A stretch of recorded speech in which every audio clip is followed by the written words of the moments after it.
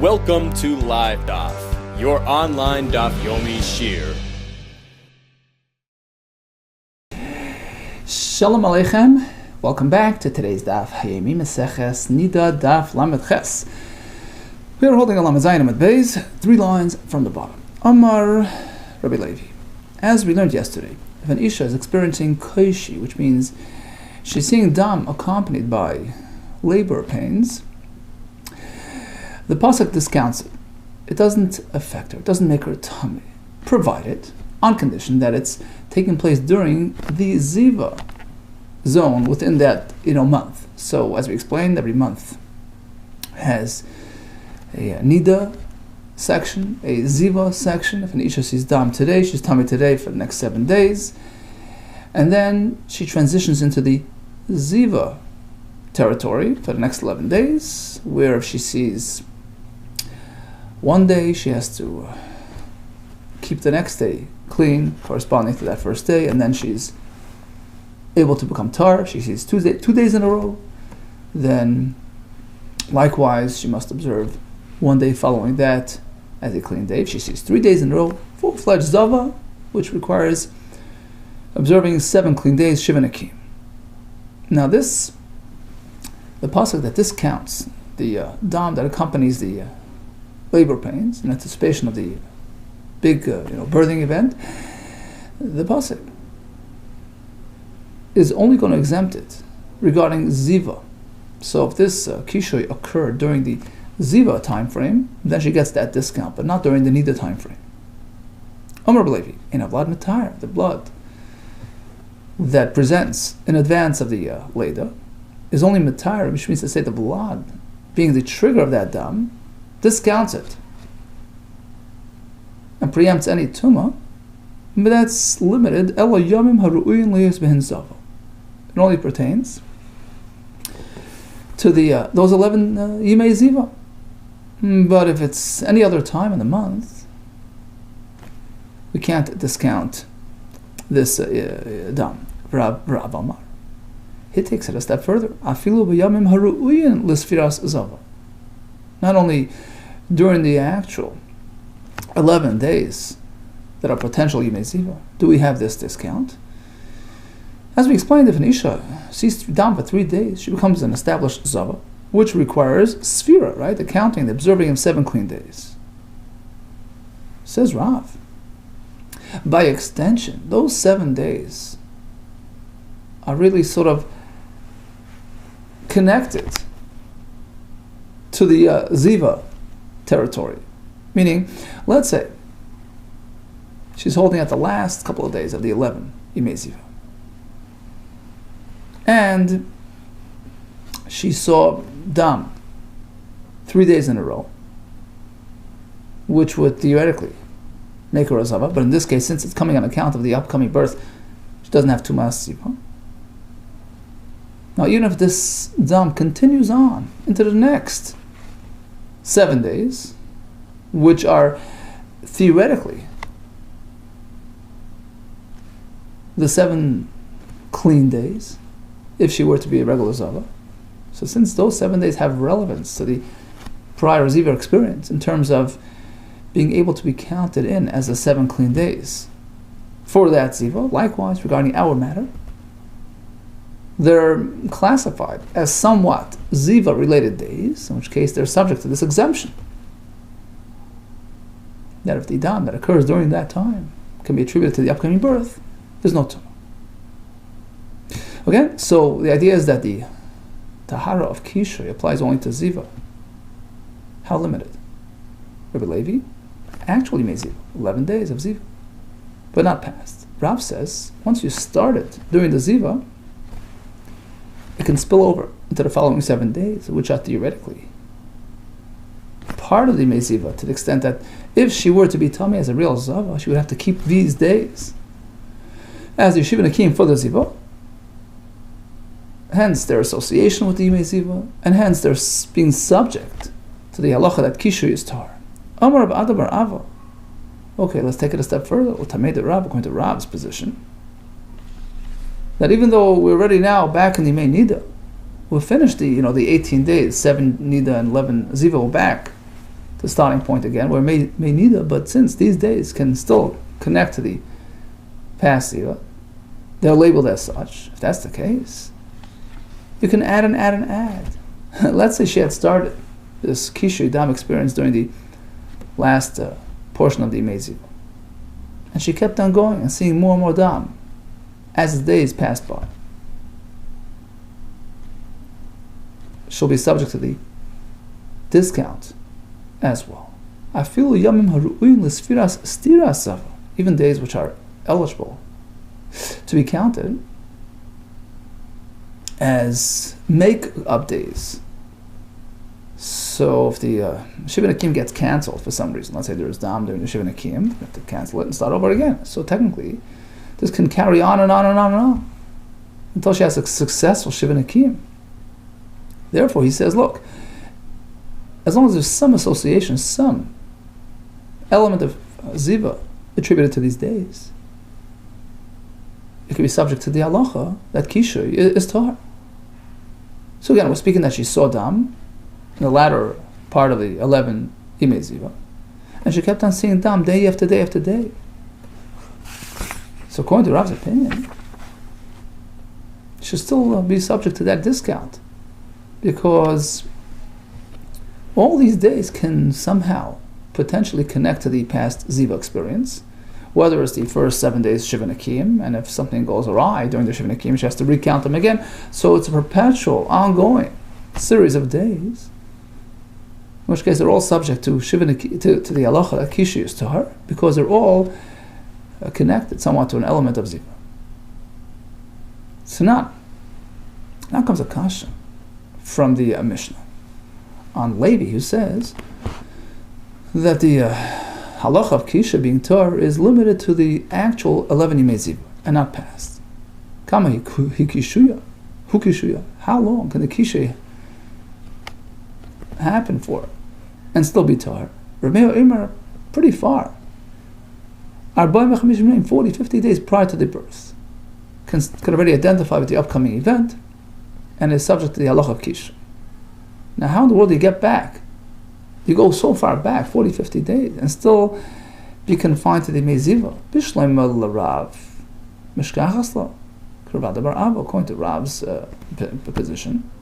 It can be well explained based on Ravada bar Ava's explanation that technically you can have 50 days that are subject to the halacha of Kishu, because, like he explained, once you started the Dam, the Kishu during Meziva, and you kept on going, all those days technically can somehow function as part of the Ziva experience, and therefore they're subject to the heter of Kishu.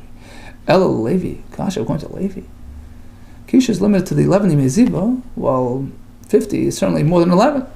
Amalach Levi. Okay, Levi will tell you like this: Miktani Tahira Bikulan. Did you see in the Mishnah that she's Torah for all 50 days? It doesn't say that. The heter of Kishu can stretch back 50 days prior, but doesn't mean consecutively. It depends what she's holding in the month. During those 50 days, some days she's Torah, some days she's Tomei. Depends what she is. We may need on days of NIDAH, she's a NIDAH, because it's not going to be subject to the halacha of Kishu. Meziva Torah, she's during the Ziva time, she's Torah because Kishu is Torah during Ziva. There's another version of this machlekes between Levi and the others. There's Amr Levi. Ein havlad metaher ela yamim haruin leis behen zava gedola. So all agree that Kisha only applies to actual Imei Ziva. Now, as we explained, she has one sighting during the Imei Ziva. As long as the following day is Torah, she's good. If she has 3 consecutive sightings, 3 separate, consecutive days, then she has to, she has full-blown Zava, she has to observe Shiva Nakim. Says Rabbi Levi, when does the Tahara of Kishu apply? Only if she's presenting like a Zava Gedola, like a full-blown Zava, which means that she had seen one, and again the next day.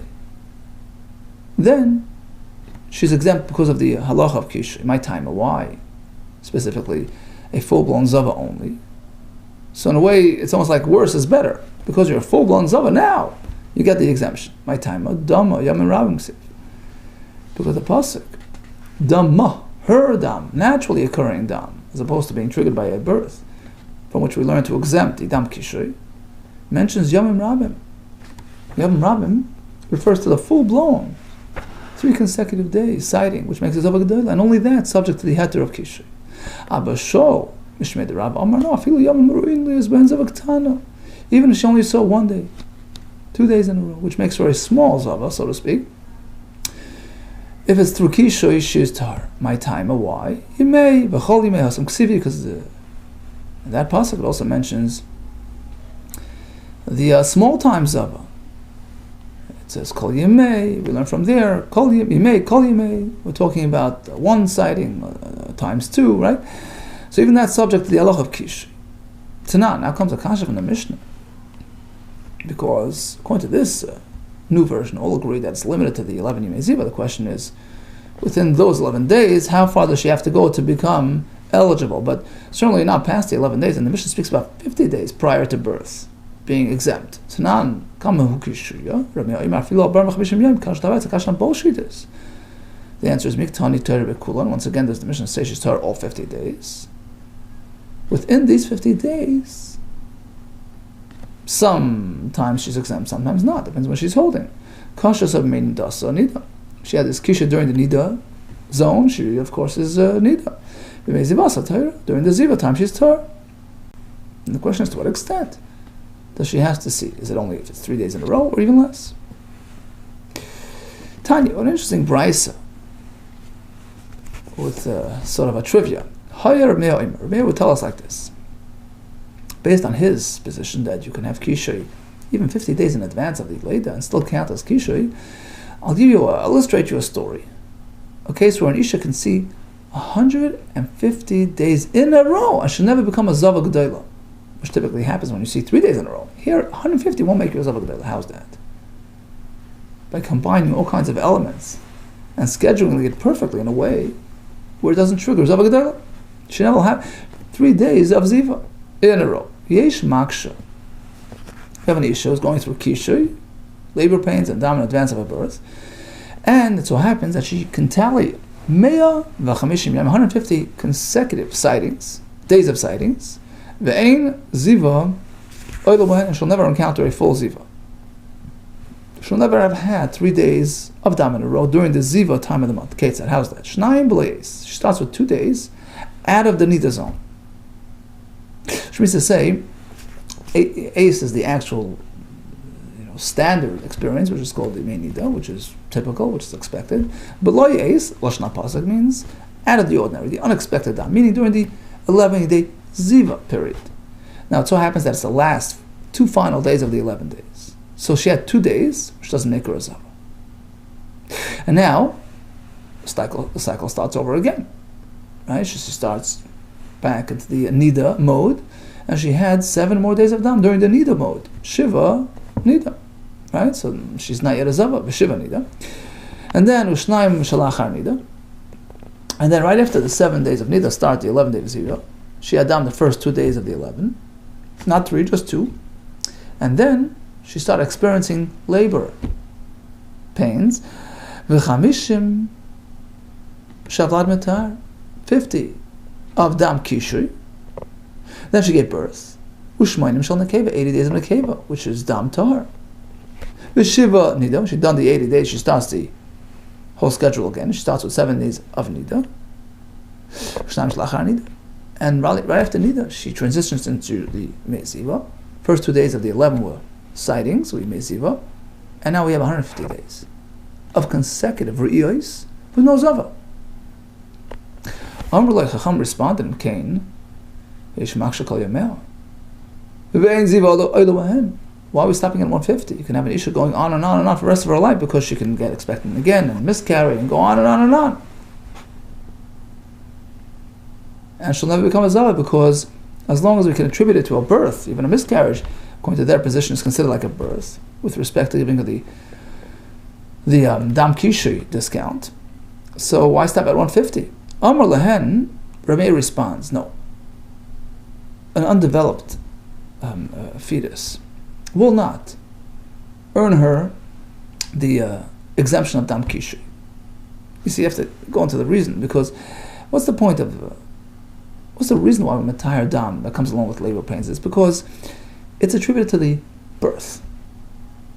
Some Sefer explains.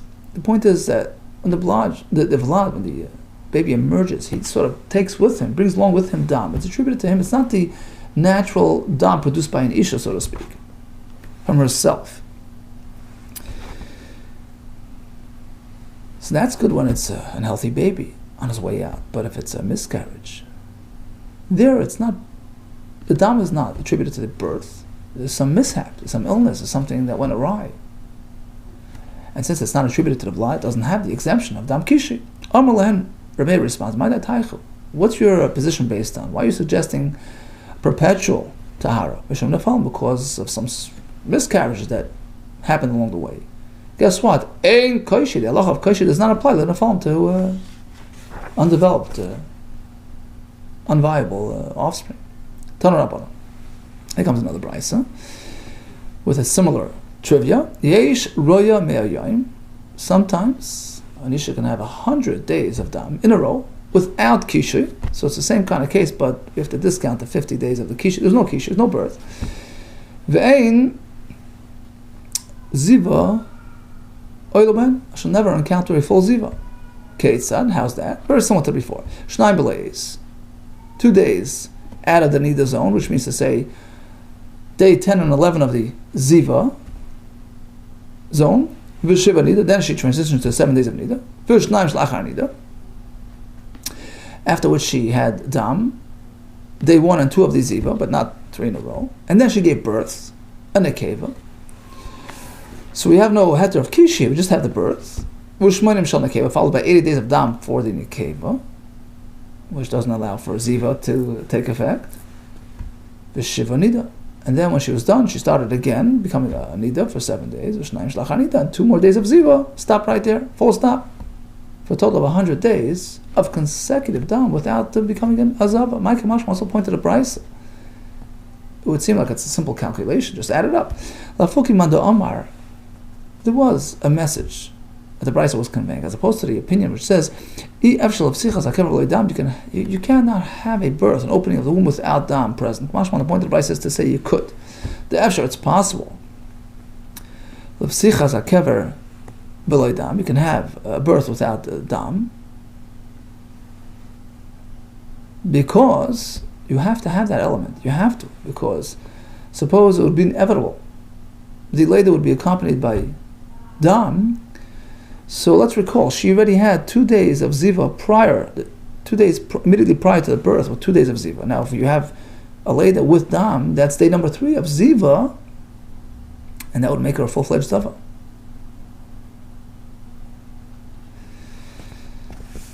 So the fact that she's not becoming a zava tells us that, in fact, the later was not accompanied by dam, in which case she's left at only 2 days of ziva prior to Leda, without a third to accompany them.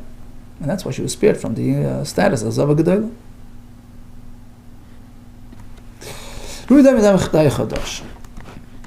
He says 40, 50 days in advance of the birth, no, it's going a bit too far. So he's addressing Rameir, who says that Kisha can apply so far back ahead of time. He says, Daya Chodosh, it's enough for her to have her month. So Kisha is only a factor at play if it occurs during the ninth month of pregnancy. Tanya. So, only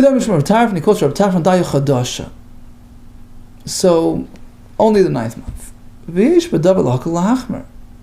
And in fact, sometimes it can stretch into a real leniency, and sometimes it's just the opposite. It's very chumrah. She will not get any exemptions. Ketzat, for example. She had kishri, which means dam accompanied by tsar, 2 final days of the 8th month. And it continued on to the 1st of the 9th month. Even if she gave birth right away, she will not have the heter of kishri, because out of these 3 days, 2 out of 3 were back in the 8th month, which preempts the exemption of kishri. 8th month is not eligible. She has halacha of yiledes with ziva. However, Afilu, so in this case it's a chumrah, very, very machmer. Only the 9th month gets the heter, not the 8th month. Even if it's part here and part there, the majority is what counts. And since the majority took place in the 8th month, there's no heter of kishrei. Aval kosher so yemechad b'soif shmini, but let's say it was shifted a bit. The last day of 8th month had kishrei, shtayim etchilas chi, and 2 first days of chi, afilu b'soif chi yolda. In this case, even she gives birth way later, at the end of the 9th month. There was a huge pause in the action. Ein zo yoledes b'zoif, going to Yehuda, she's not considered a zava because since the kishrei occurred during the 9th month, in this case 2 out of the 3 days, the majority was there, she gets the kishrei discount and she's tar. Amar Radabar Avash Mamino, Kasavar Rabbi Yehuda Shipura Garam. We see from Rabbi Yehuda how important, how critical is that transition between the 8th month and 9th month. The Rashi Tesis both learned that we're going to count the months. The Shofar of the Bezdin, and the Bezdin declares the Rosh Chodesh expression, which is to say, the arrival of that new month is what changes matters. It impacts her to such extent that it's a totally different zone, totally different time zone, with its own rules and parameters.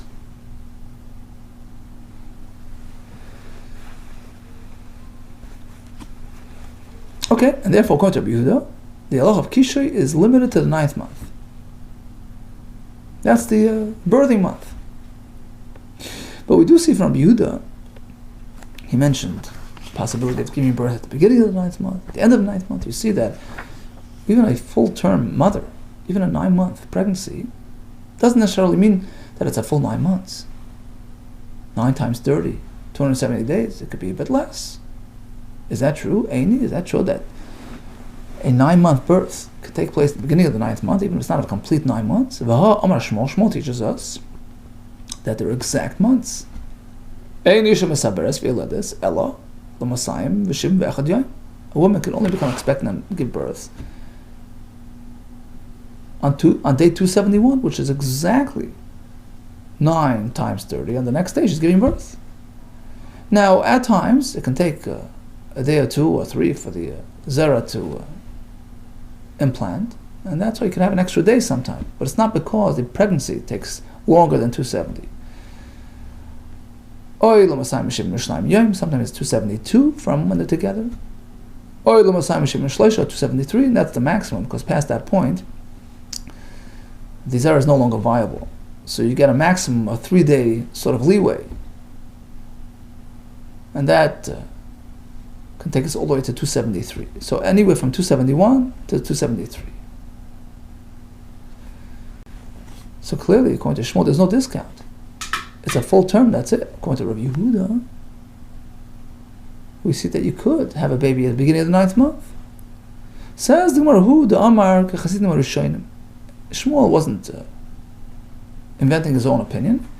He was in line with Chasidim harishonim, which I found in a brisa, which in fact hold that it's a full 9 months without any cutting corners.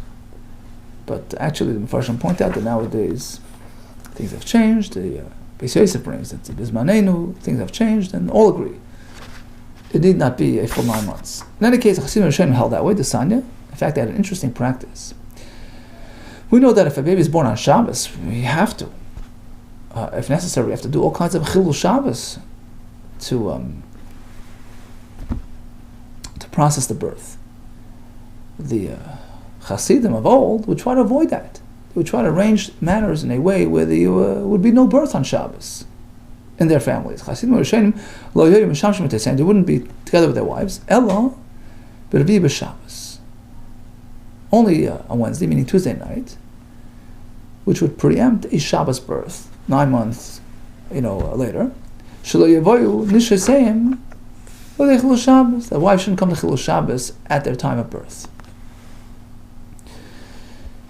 So how does this work out? Because we spoke about the full 9 months being really sometimes 273. 273 is exactly 39 weeks. So if they're together Matzah Shabbos, 39 weeks later, it's right on Shabbos. So Motzei Shabbos was an issue. And as we explained, sometimes it could be 272 or 271, so that covers Sunday night and Monday night as well. The first opportunity was Tuesday night, which would preempt any possibility of a Shabbos birth.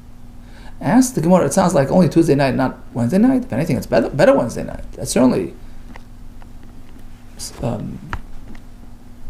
preempts the Shabbos. Revi'ah v'sulay, only Wednesday? Only Tuesday night? Ema b'revi'ah ve'elach. Yeah, starting Tuesday night onward. Just not Motzei Shabbos, Sunday night and Monday night. How do they know that it's exactly 271? Hashem gave her Heroyan, pregnancy. Heroyan, in its numerical value, is 271. And that's your standard. But sometimes, like we said, you have a bit leeway, another 2 days. Even we'll take the opinion that a 9-month full-term baby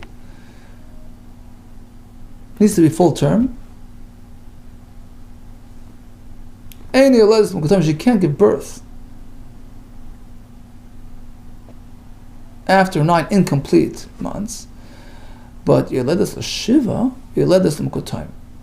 If it's a preemie, born during the 7th month, where it's still viable, it can still be viable even if it's not a complete 7 months, as long as you're into the 7th month. Shnama we find by Chana gave birth to Shmuel. He was born 2 days into the 7th month. Shnama Tkufais Hayamin. Tkufais are seasons, right? 2 of the 4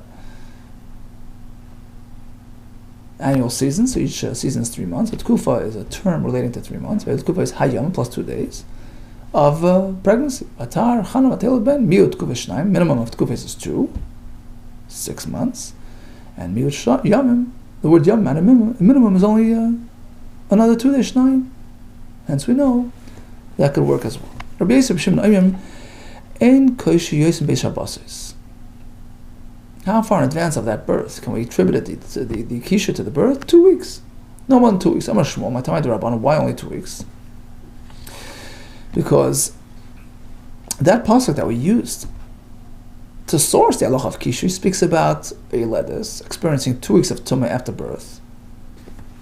The pasuk is contrasting that relates to the NIDAH, but there's no ziva, which means to say that there's a time where birth and its accompanying experiences can be exempt of ziva. And since the pasuk refers to a 2-week period, we learn that the Leida only exempts you 2 weeks in advance of the Leida. Amar Shmuel, my Talmud Rabban, from which we learn Kidim Dasa. There's some phenomenon which could exempt you from ziva, not from NIDAH, which is kishui, mechlal, zivasa, Torah, which teaches that ziva sometimes is tar if it's under the banner of kishui. But how long? Akama, shvoim, only 2 weeks. That's how far back it can go, not past 2 weeks. Tanu Rabbanan. On this note, we have another brayso presenting another numbers trivia. Tanu Rabbanan, yesh maksha esr mechamisha yom. Sometimes you can have an isha who is experiencing kishui and dam 25 days in a row, and she's okay. And she does not encounter a full ziva. Okay, let's play it out. First 2 days, we're right past the 7 days of NIDAH, meaning the first 2 days of the 11. Sorry, the last 2 days of the 11, which now takes her into the next new cycle of Yimei NIDAH, Vishiva NIDAH, Ubeish Lacha NIDAH, and then another 2 days, being the first 2 days of the 11 of Zava. And now we have a Mazel Tov coming up. Varba Asar Shavlad Mitar.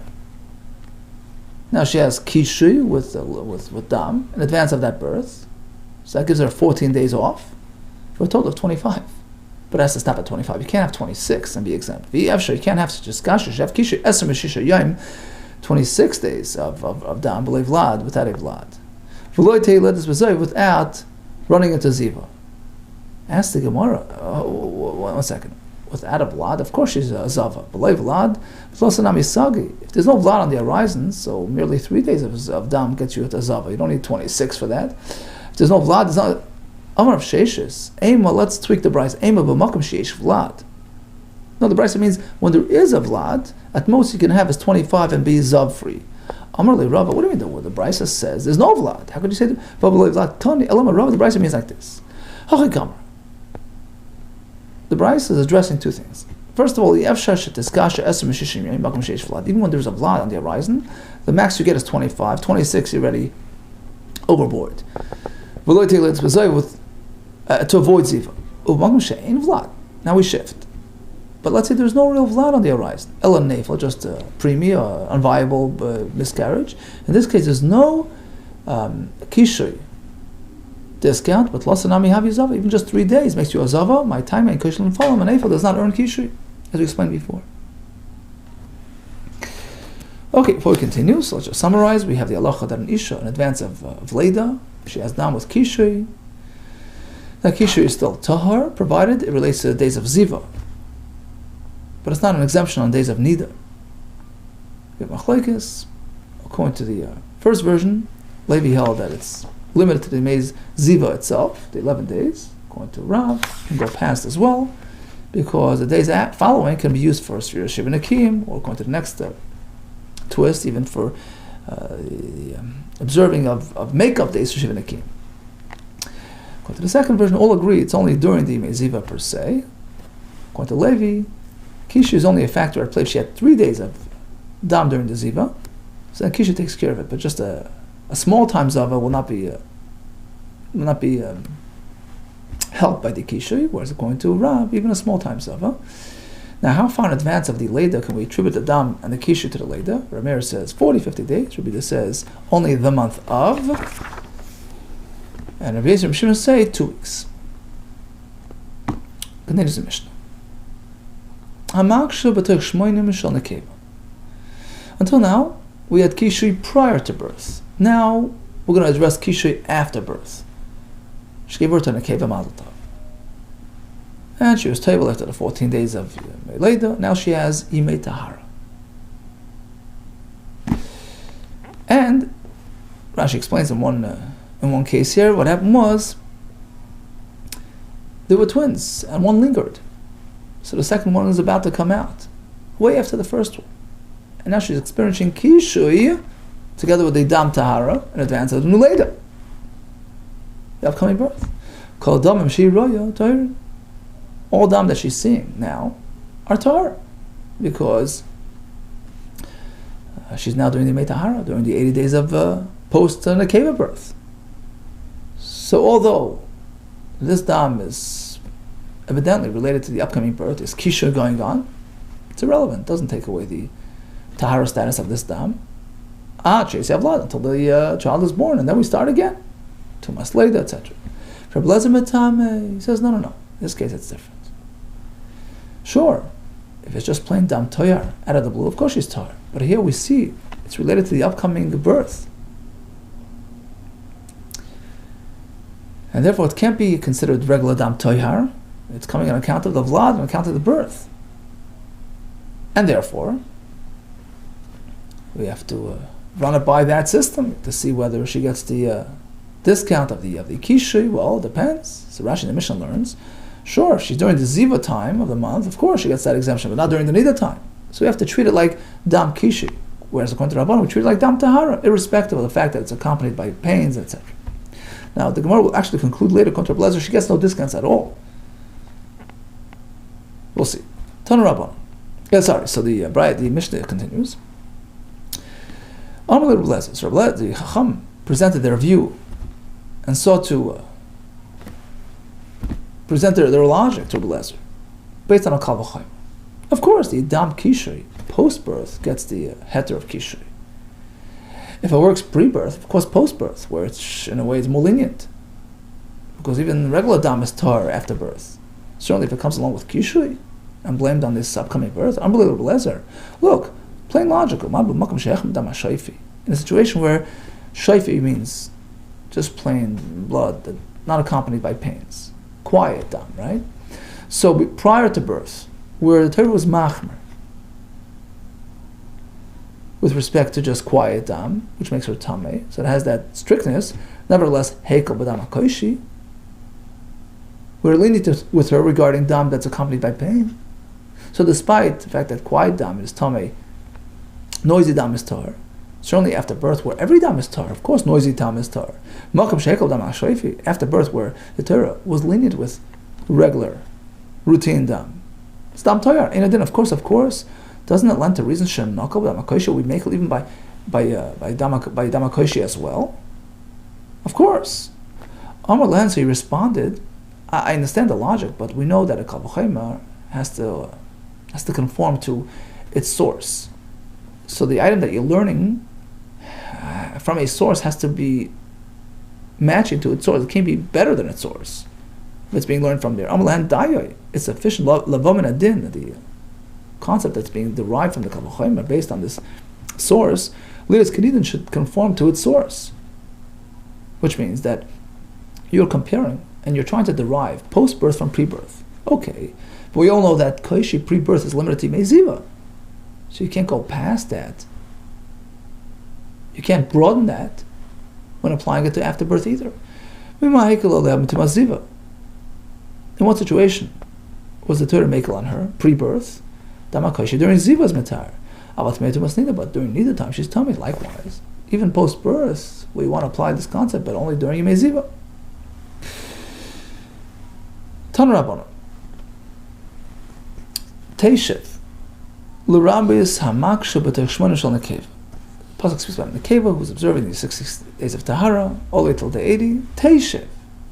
She experiences. The word teishev seems to be an extra word, which alludes to another experience. L'rambis, to include hamaksha b'tech shmona shel nekeva, shekol damim, sheiroya, Torah. During this tahara, even if she's experiencing kisha, she's Torah. Until the birth. Achi Vlad, Reb Lezer says no, metame. So once again we have this kal v'chomer, this argument.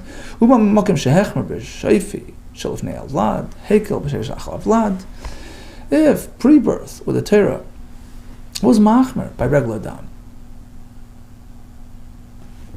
still, when it comes to post-birth, hekel b'shayfi shlach avlad. Post-birth, the Torah is mekel. Routine dam is Torah. Malkam shekel b'koishes and avlad. Certainly, when it comes to dam koishi, where the Torah was matayr at pre-birth, wouldn't you agree?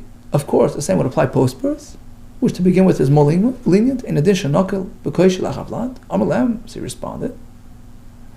Same as the Mishnah. I understand where you're coming from, but you can't go past its source. Daya lavav adin leis kanidan. Ma hekel olea mitumasiva. When the Torah is matayr kishi pre-birth, that's limited to Tumas Ziva. Aval Matam Tumas Nida. But if it would occur during the Nida time of the month, she gets no discounts. Likewise, the same would have to be applied after birth. Amar Lois, they attempted another version of a kal v'chomer which was sought to preempt this response. We're not going to directly source it in the pre-birth period, which triggered your dayai response. It's got to be limited and conform to its source. No, Amar Lois. We'll come with a different version of kal v'chomer which preempts your challenge. Like this. So they're going to rearrange the kal v'chomer, but ultimately Rebbe is going to argue and say that, look, it's based on the same factors, irrespective of how you rearrange things, and ultimately it's sourced in the concept that there is an exemption of dam koishi prior to Leda, but since it's limited to Ziva, we can't go past that. That's going to be his argument. His response to their second attempt at convincing him. The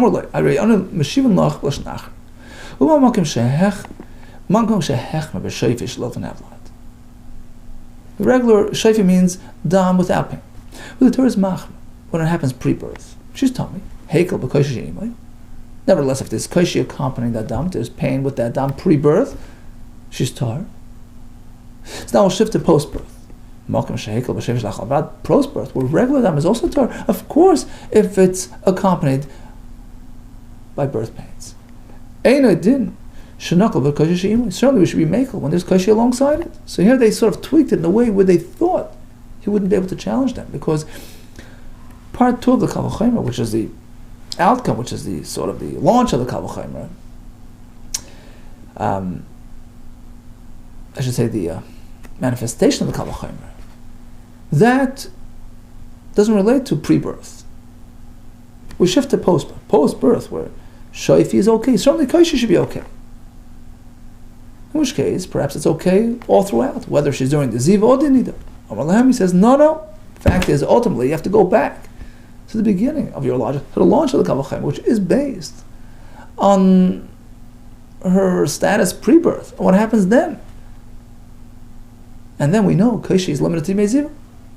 Amar Lahem, afilu atem eshivan likolem kulim. You come back to me all day with your presentations. Tweak it this way, tweak it that way. Ultimately, dayoy. It suffices that the item learned from a Kal V'chomer, learned from a source, Lias Kedidin has to match, has to model its source. And here your starting point is the discount that she gets by experiencing Koishi on a regular day, pre-birth, and we know that's limited to Ziva. Likewise, if you want to extend it to post-birth, it's limited to Ziva as well. Only Ziva she gets discounted from. She's tummy if it occurs during NIDAH time. I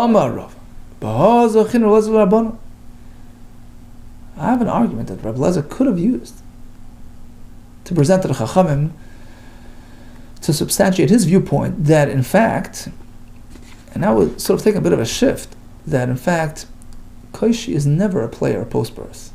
You get no discounts at all, according to Rabbi Lezer. Lavan Ris. Dama, the pasuk by Zava, which speaks about her routine dam, to exempt dam kisha, right? Dama machmas atzmo has to be regular, self-induced dam, v'loy machmas, as opposed to something triggered by the upcoming birth. Hachanami here too. We can apply a similar understanding to the pasuk, which relates to a yeledes post-birth, who's experiencing the days of tahara. V'tahara m'kor dameha. She's tahara when she's experiencing the dam, her dam. Dameha machmas atzmo v'lo machmas vlad. The tahara is limited to her personal dam, but nothing that's triggered by some birth that's coming soon. In which case, there goes your kishui discount. Ema says the Gemara, hold it. Me nida me ziva tahira. You know, it would seem that Rav Lezer only had an issue with the broadness of its application.